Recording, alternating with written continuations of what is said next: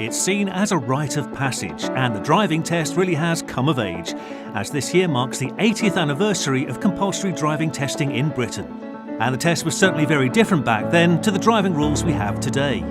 Did you know that Mr. Bean was the first person to pass the test in 1935, and that he paid 37.5p in today's money to take the test?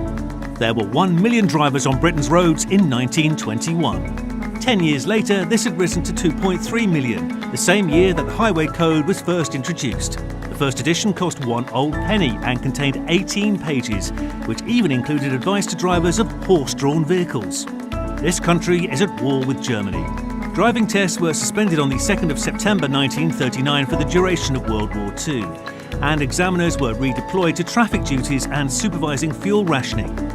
Thanks to cars becoming more affordable in the 1960s, motoring reached a new gear with 20 million drivers on the roads in 1973. By 1975, candidates were no longer required to use hand signals, and a year later, full licences became valid until the age of 70. The theory test was introduced in 1996, and by 2007, the Highway Code contained 135 pages.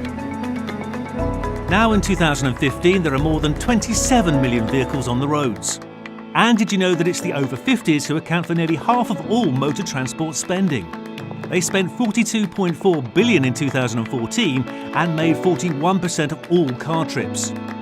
In fact, according to a new report by Saga Insurance, the over 50s drive an average of 7,270 miles a year. That's the equivalent of driving from Land's End in Cornwall to John O'Groats in Scotland almost 9 times.